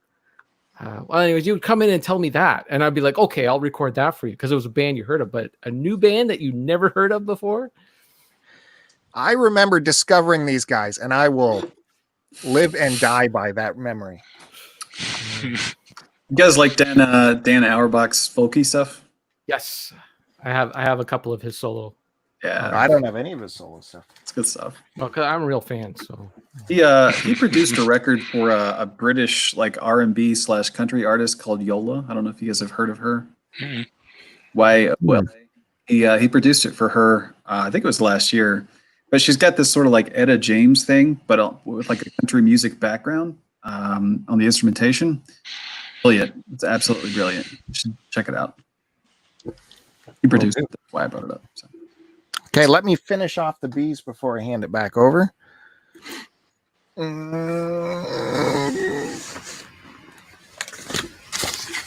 Love censored this. cover.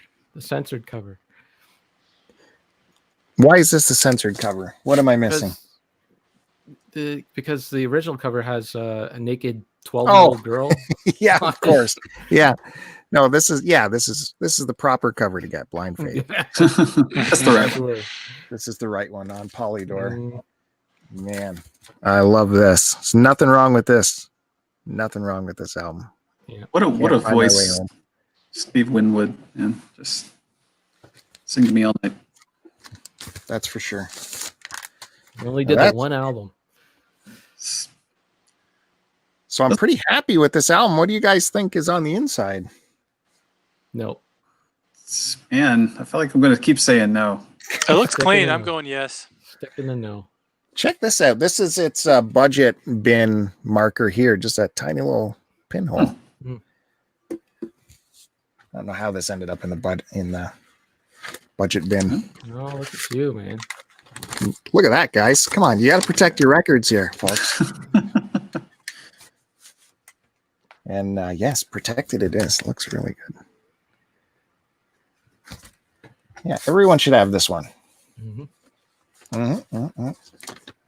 Yeah. Okay, so that's it. I think I'm out of the B's now. That's a milestone for us. Moving into the A's. What could be next after that? We're going in wild, wild territory. Such exciting times here at the 90-minute mark of our record show.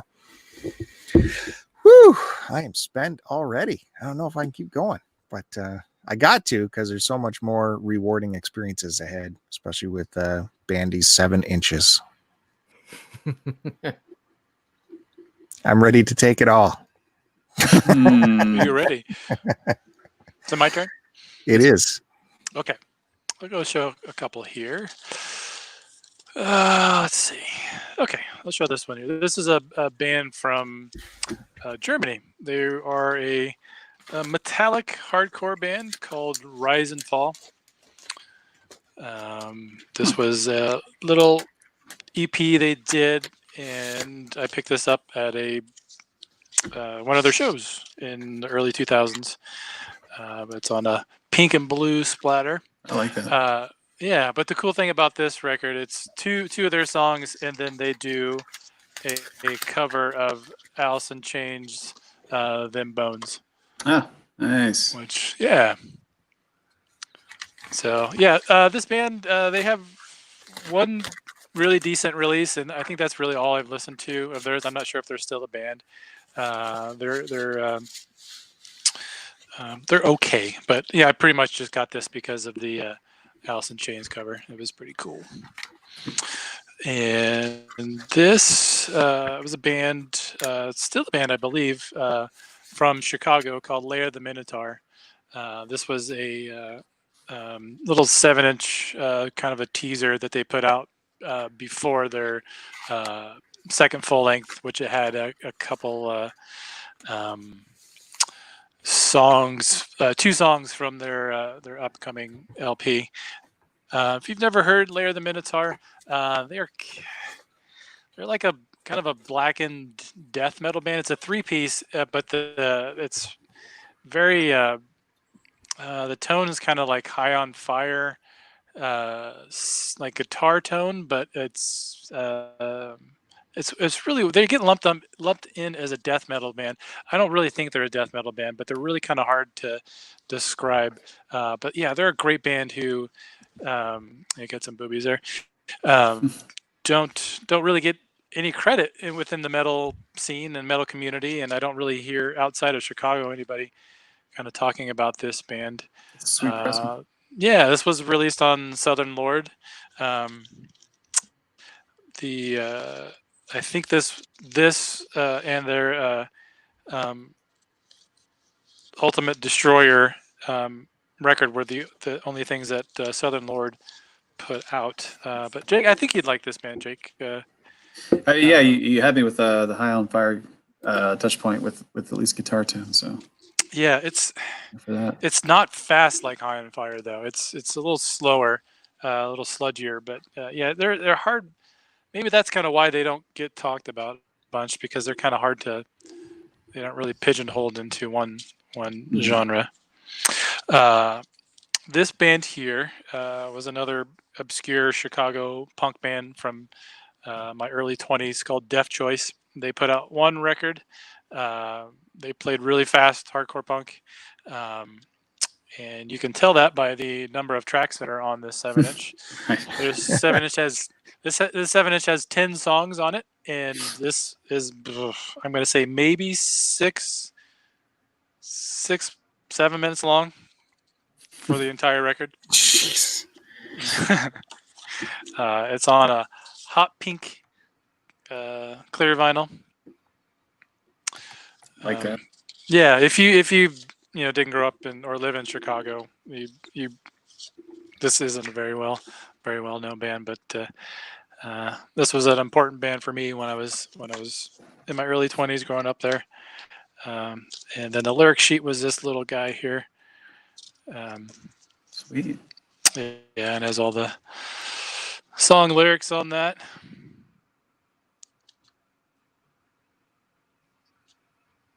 There's a funny song. I think the last song on it is Baseball Cards to Colored Wax, basically saying how they went from collecting baseball cards to then collecting records. Yeah, that was a fun band that not too many people know about outside of Chicago.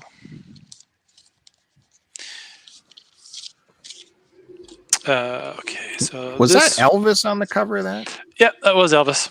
How do they get the rights to that, or do they just go wild? They put it on there. Come on. Yeah, I think this was self-released. I'm not sure if a label put this. Maybe actually, I think my buddy Joe, who used to run Lifeline Records, put out this record. But yeah, they didn't ask. Wow. So this next record was a kind of a weird release by a band called Iron Age, who eventually went to become Eternal Champion, or members from Iron Age went on to be in Eternal Champion, most notably Jason Tarpey, the vocalist. But this was just a limited single that they put out at a Sound and Fury Festival, which was a festival that used to be held here in California every summer I think it went for almost 10 years until they finally kind of shut the festival down. But this was exclusive to that music festival. And what's kind of weird about this, there's no labels, or there's a red label up, there's no song title on it. But I think this was kind of a last minute kind of quick press. Let's make something quick for the show.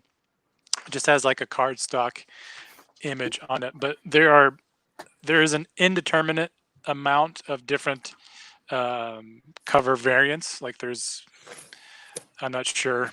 It might be that there's every single release had a different, or every single record that they pressed, which probably around 200 or 300 records has a different cover on it. So that's cool. Yeah. Have you ever listened to Iron Age, Jake? I have not. That's Okay. sort of space of music is one that I've dabbled in probably the least. You know, I know the heavy hitters, but when it comes to like early bands or you know, sort of precursors, I haven't really looked at it. Yeah, you should check out their Sleeping Eye record by Iron Age. And $20 Band, I believe $20 Band just did a repress of the Sleeping Eye. It was originally released on TP Records. They definitely, you can see the progression between them going into a definitely more heavy metal sound. And I really think you would like that record.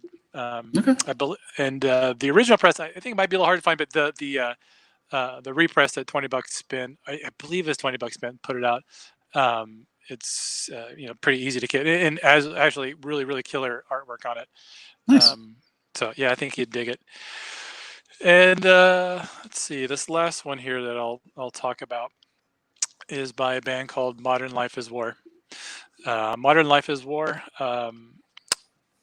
were a hardcore punk band from a tiny town in Iowa called Marshalltown.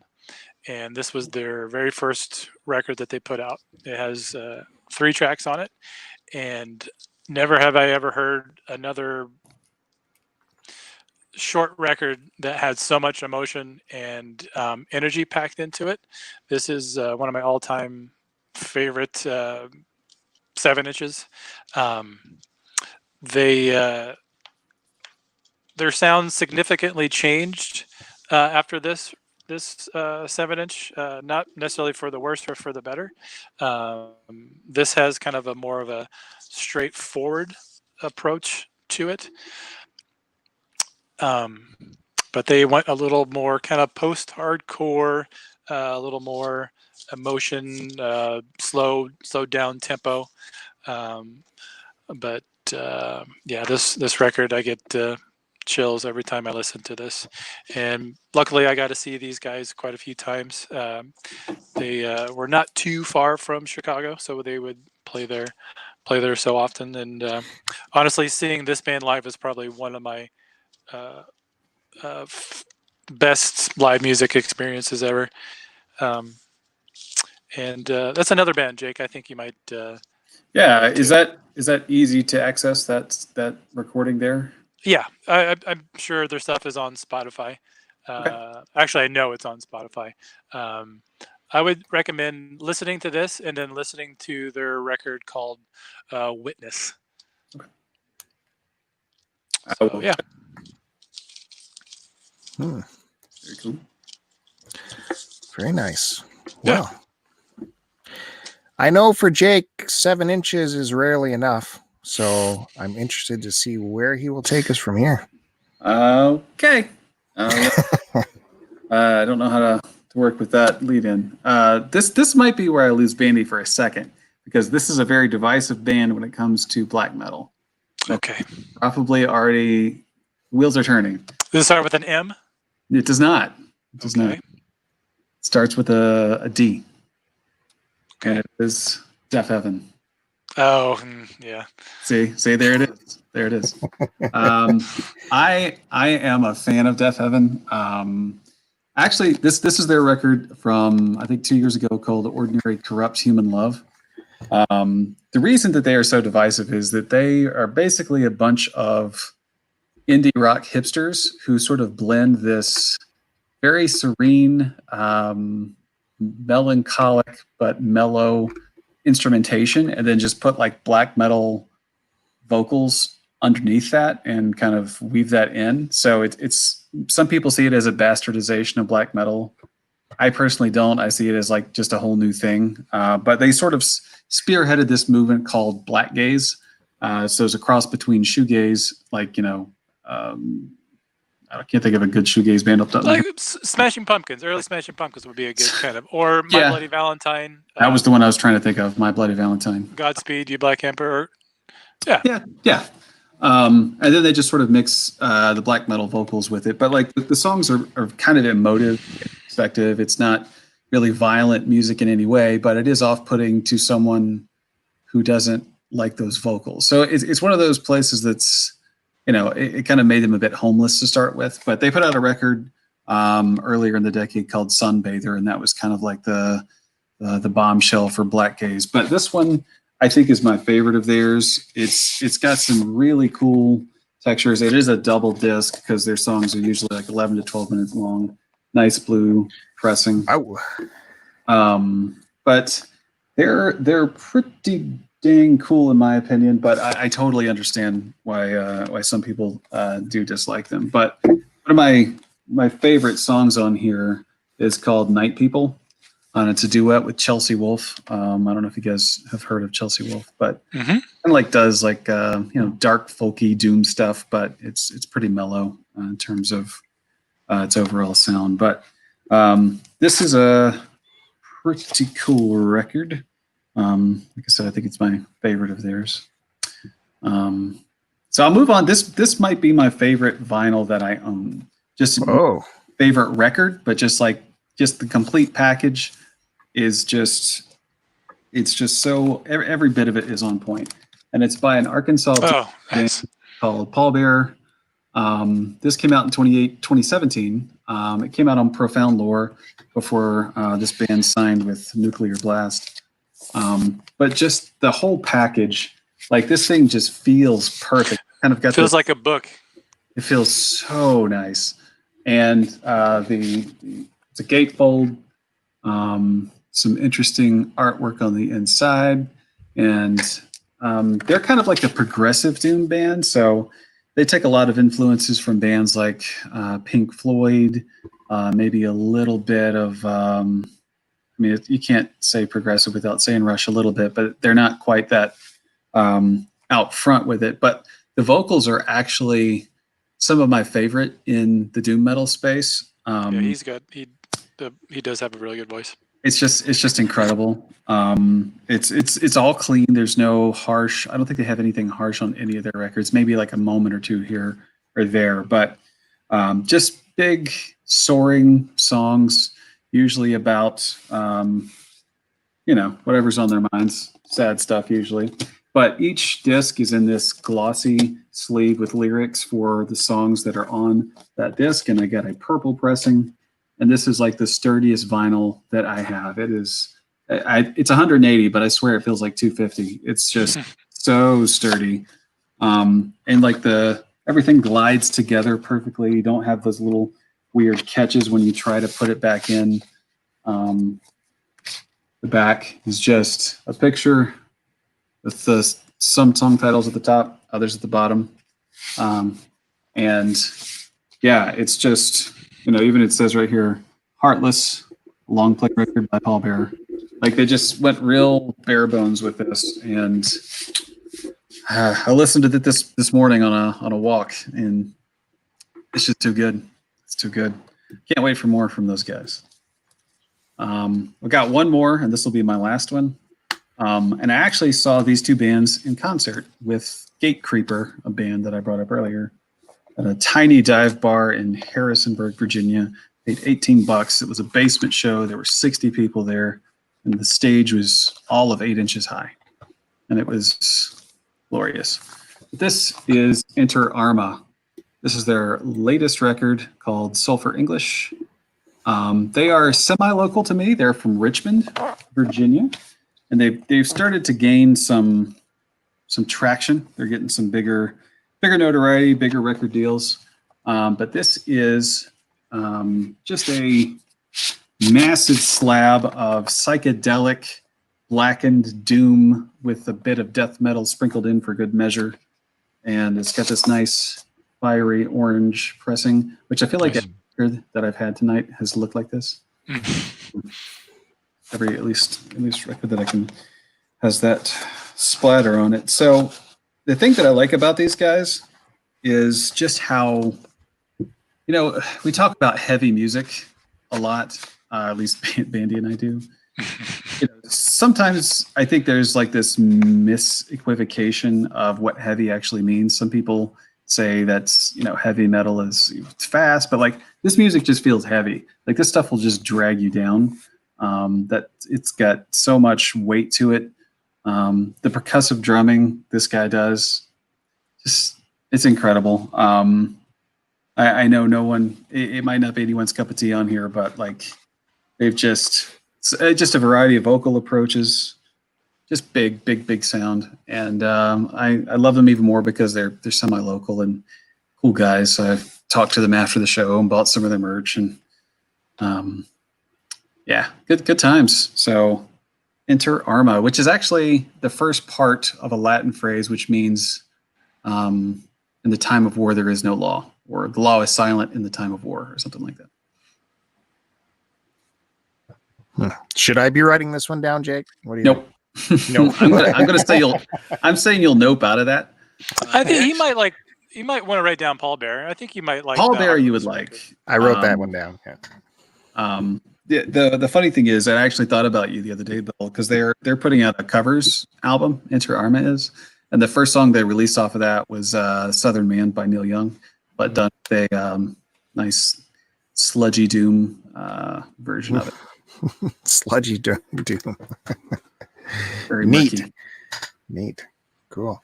Good stuff, Jake. Thanks. Yeah. Yeah, I wrote that down. Paul Bear. Got lots of homework coming at me. Yeah, listen to that Heartless record. Yeah, Heartless. Okay. All right. Moving on. Thanks everyone who's still with us. Coming into the 2-hour mark. We gotta wrap things up soon, but we gotta keep going. Gotta get Kevin in here. He's got some more good stuff. Don't forget to hit the subscribe button if I didn't say it recently enough. It's big things. Big things come to those who get subscribers. Got big things planned. Oh my God. Let me tell you. Such big things. Anyways. A giveaway? Dare I say a giveaway? You know, could be big things. That's all I'll say. Big things. Giant. Are we gonna give us a transformer like Joe? Gotta be complete in box. Yeah. I'll come up with something. Anyways, moving on. Kevin, what do you got for us? Well, still trudging through the AC/DC catalog, I think. I'm trying to think if I can guess what's next. Well, let's see if I can finish this off. I don't know. We'll see. So after the success of Black Ice, this was actually a success, and we mentioned SARS stock earlier. That was a big comeback for them as well. It actually became cool to listen to AC/DC again. That'd been a long time. That's right. That was a big deal for them. Oh yeah, it was huge, man. It was huge. They were getting radio play and everything. They had the Rock Band tie-in game again. As well. I mean, it was wild, man. It was then getting played on commercials and movie trailers and all that stuff. It went from like, I think Norm Macdonald used some for Dirty Work. And that was like the only movie trailer in the 90s that featured an AC/DC song. That was and of course Beavis and Butthead did as well. But that was it. Private Parts. That's true too. Yeah, that was in the 90s too. Okay, so we got three. Okay, but so I guess when they were they re-released all their albums in 2003 as well, and they were selling stuff, and they needed a new studio album to come out. But again, you got to fill it with a box set. So that's what they did. They came out with a box set full of stuff that was only released in Australia and a bunch of live cuts, stuff that was B-sides and all that. And they came out with a 3-disc version, 2 CDs, and a DVD called Backtracks. And that's it right there in a sort of a Marshall-ish stack collection.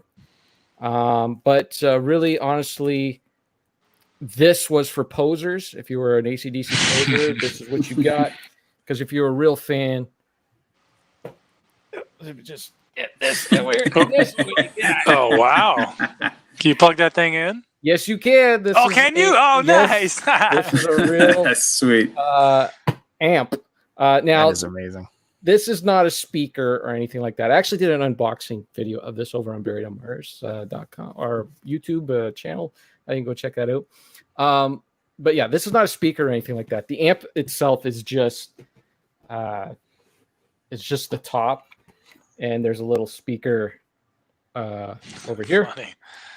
And it just plugs in. These knobs are nothing. They don't do anything. There's no volume control or anything like that. You can just plug it in, and this is even an on or off switch. It just you put a battery in, it's on, you plug it in, and start playing. And I did test it out in that video, so you can go check it out. It's fine. It's just a cool little gimmick. It's not, it's not really meant to be an amplifier. But yeah, there was a ton of extra stuff in here. So all the, I don't even remember what was in here. Oh yeah, these were posters like for concerts that they had. The artwork is from the concerts that they would have in Australia. I'm not going to be able to go through this very quickly. Oh my goodness, this thing is I know that's what she said, but this thing is so huge. See if I can get it there on the camera. There's crazy amounts of. Oh, that's cool. Yeah. Whoa. Yeah. Nice flyby. Very, very 70s. Australia. Why is that not framed and hung up on the wall? Well, I don't want to put tax in it. I gotta preserve it. Just get a good frame. Yeah, frame it. A little Joe-ish there. Lock up your daughter's tour. And then some photos. So Bon Scott there doing the work. That's my favorite image of Malcolm. Love that. Next to the back of Who Made Who. And then there's Henry Fonda and George Young. They finally made it into an AC/DC album. Got the backs of them. And then there's so in this one, you got a coffee table book in here. It's just full of. The cover is plain, but there's lots of good photos in there. Like so. Lots of good stuff in there. And it actually came with a vinyl of all the rare tracks. Oh, cool. The rarities. Never opened it. Yeah, I was going to say, it looks sealed still. Yeah. It is still sealed. I'll open it one day. But all the rare tracks in that are all on CD. So this came with 3 CDs and 2 DVDs. Yeah. All the stuff in there.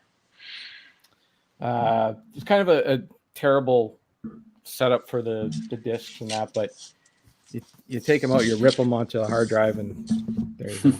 That's it. But pretty What cool are set. the DVDs of? So the DVDs so they came out with a double DVD set called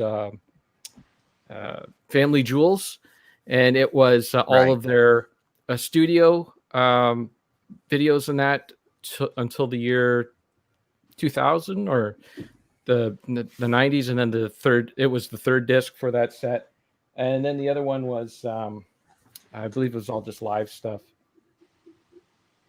Yeah, just live recordings and that. They came out with a set. It was this thing, right? Yeah, that's right. That's right. I was going to feature that in my DVD, VHS/DVD AC/DC collection, but you beat me to it, so now I don't have to show that. Jeez. Very good. Okay, so there's that. Trying to get through all these here so we can finish off the AC/DC. So then there was Live at the River Plate. I don't know how to say it. But this was their third live album. Second one with Brian Johnson. Official live album. And this one's kind of weird set. Like, I don't know how you guys feel about this, but it's all there's no gatefold or anything like that. They all came like that. I prefer the gatefold usually. Yeah. But it's 3 discs and they all have their own sleeve. Bill just was that only available in that box? Yeah. Oh shit! But they are all red vinyl. Nice. Ooh, so that's nice. Yeah. That's a bonus. I think they're all red. Yeah, all red. A lot of cool images in that there. It was the last tour that they did with Malcolm Young before he passed away. A lot of good stuff on there. Okay. And then finally, 2014, they released their final album, Rock or Bust, with I don't know, it's showing the cover. Yeah. Change in there. Yeah, I can see it in the back. Yeah. So this came with the CD as well, vinyl and CD. And again, it's is this a double? I can't even remember. Jeez, it's been so long since I listened to it on vinyl. This is a big 180 gram vinyl record. But I always this is kind of the album that got me back into collecting vinyl, because I didn't collect vinyl for the longest time. And then I said, when they come out with Rock or Bust, I'm going to get that on vinyl, and that kind of gave me the. And that's on Columbia Records now. Yep. When did that happen? 2014, and it came with a book. That's cool. Angus looking at his age there again. Catching up with him. But he's still a young guy at heart. But yeah, I think the last couple albums, yeah, like I only had them on CD, and I was like, I want to start getting these on vinyl again. So is that the first time they appear as a Columbia recording artist with that album? Yeah, as far as I know, everything else has been Atco or Atlantic Records. Yeah. I'm surprised to see that. Let's see. I mean, it's probably all owned by Sony now, but yeah, pretty much. Actually, this live album is a Columbia record, Columbia as well. Yeah, Sony Music. So it's all just Sony, I guess, whatever they want to put it out as, right? Yeah. And that's it. That's the vinyl / CD collection. I can do a DVD, VHS if you'd like for next time around, but I don't know. This is the vinyl show, so I'll have to talk to the producers and see what they want me to do. I know you still have more vinyl. I've seen your vinyl collection. Of AC/DC or no, just vinyl? Vinyl. Yeah. Yeah, I could do ZZ Top next. I can show my ZZ Top vinyl if you'd like. Yeah. Yeah. So that's funny. Now, essentially, AC/DC is a Disney product. Sony is owned by Disney? Yeah, didn't they buy up Sony? Disney? No? I have no idea. No clue. I don't know. I thought that was the latest. Marvel. No, they bought Marvel, and then Marvel can't have or is that how they got Spider-Man in there? I don't know. That's Disney wrong show. owns Sony? I Really? thought that was so. Okay. I don't think so. I don't know though. I don't keep up with that stuff. I don't know for sure either. That would because Sony's a massive international Japanese company. Yeah. Well, what doesn't Disney own? Me. Warner Brothers. All right. Well, that puts us right at the 2-hour mark. I'm going to quickly show a preview of my next week's stuff. We are now AC/DC doing the Iron Man 2. Oh my goodness! I'm sorry. What is that? They get a whole album out of that? Yeah, they got a whole album. So like when they became popular again in 2010, right? In the height of the 80s, they did a soundtrack for Maximum Overdrive, and they got popular again. The soundtrack for Iron Man 2. So this is the 2-disc version with the CD and a DVD. So the DVD has a bunch of live stuff on it, and then just the regular CD. It's all just greatest hits kind of thing. The only thing they added was Cold Hearted Man, which is like a rare track, but the rest was all just greatest hits kind of thing. But it's kind of cool because they were all part of the Iron Man 2 thing. They were like kind of featured in there, right? So you get photos of Iron Man in there. So maybe it is all Disney, right? Because they own Marvel, and this was a Columbia thing as well. So maybe since 2010, they've been doing the Columbia thing. There you go. I learned something new. There you go. So next time I am in the A's and getting close to the end there, and that's what we'll start with next time. So we're getting some really old records to finish off the A's, and that will be exciting. So thanks everyone for joining us on episode 11 of the Vinyl Collection Live episode live chat, the vinyl collection. Again, it's been my privilege to have you guys join me on this journey, and I'm excited every week to have you guys here. It's a good time. There's lots of stuff that happens during the show. It's excellent. I love it. So, yeah. So a mic gets muted. I see. Okay. So thanks, guys, for joining me on this one. I don't know. Episode 12 is next. Hope you guys can join me again for episode 12 next week. Look forward to it. Unless anyone has any announcements or anything. All right, that's good stuff. Good. It'll be a good one then. Yeah, so thanks everyone for tuning in. I appreciate it. Hit the subscribe button. We're going to come at you with more stuff. I'm near the end of my structured collection down to the A's, and then it just goes wild. It's a wild pool party after that of craziness, zany stuff coming at you after that. It will be mind-blowing, all the stuff you're going to see. And so look for this, subscribe, get the YouTube channel page, and you'll see when our live streams are at the very top. They'll be scheduled like a few days in advance, and you can see it at the top of the page when it's going to happen, so you can tune in. And we appreciate you guys checking us out. I want to thank my guest, Matt Bandy. Thank you for showing up with your 7 whole inches. It was an exciting ride. I appreciate you. Thank you. You're welcome. Kevin, Buried on Mars. Definitely check him out. He's got the Blu-ray collection going on his YouTube channel, Buried on Mars. And you'll have to do a deep dive and see the stuff that he's shown in this episode. He does the full unboxing on his YouTube channel. So check that out. And his podcast, Retro Fandango, shows up everywhere you get podcasts. Thank you, Kevin. Thank you. And finally, from the Polykill Empire, none other than Jake the Barbarian, apparently, showing I forgot to change that this time. You astound me as ever. Every week you bring me exciting stuff that I've never even dreamt possible in the vinyl world. So thanks so much for joining us again. Always a pleasure.